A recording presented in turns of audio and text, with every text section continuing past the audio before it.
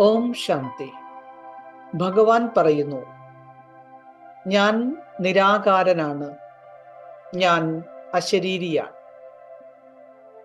ഭഗവാൻ തന്നെ മനസ്സിലാക്കി തരുന്നു, ലോകത്തിൽ ഒരു മനുഷ്യനെയും നമുക്ക് ഭഗവാൻ എന്ന് വിളിക്കാൻ സാധ്യമല്ല. ദേവന്മാരെ പോലും ഭഗവാൻ എന്ന് പറയുവാൻ കഴിയില്ല. ഭഗവാൻ എന്നാൽ അത് നിരാകാരമാണ്.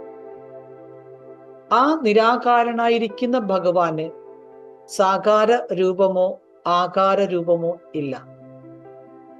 സൂക്ഷ്മവദനവാസികളായ ദേവതകൾക്ക് പോലും സൂക്ഷ്മാകാരം അല്ലെങ്കിൽ സൂക്ഷ്മ ശരീരമുണ്ട്.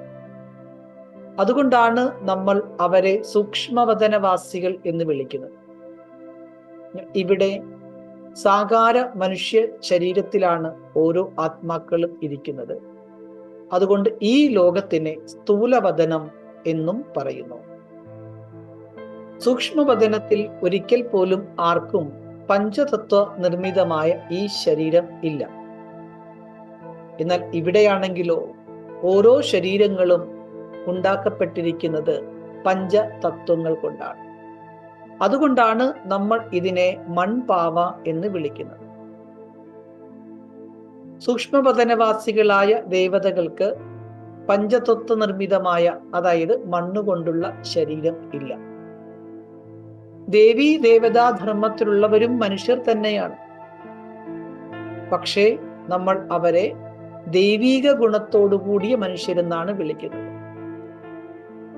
അപ്പോൾ അവരെല്ലാവരും ദൈവീകമായ ഗുണത്തെ പ്രാപിച്ചു, ദൈവീകമായ ഗുണത്തെ നേടിയെടുത്തു.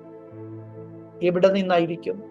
സ്വയം ഗുണങ്ങളുടെ സാഗരനായ ഭഗവാനിൽ നിന്നാണ് ഈ ദേവാത്മാക്കളെല്ലാം അവരുടെ ദൈവീകമായ ഗുണങ്ങളെയും ശക്തികളെയും ആർജിച്ചത്. അതുകൊണ്ട് ഭഗവാനെ നമ്മൾ ദേവാദിദേവൻ, ദേവന്മാർക്കും ദേവൻ, മഹാദേവൻ എന്ന് വിശേഷിപ്പിക്കുന്നു.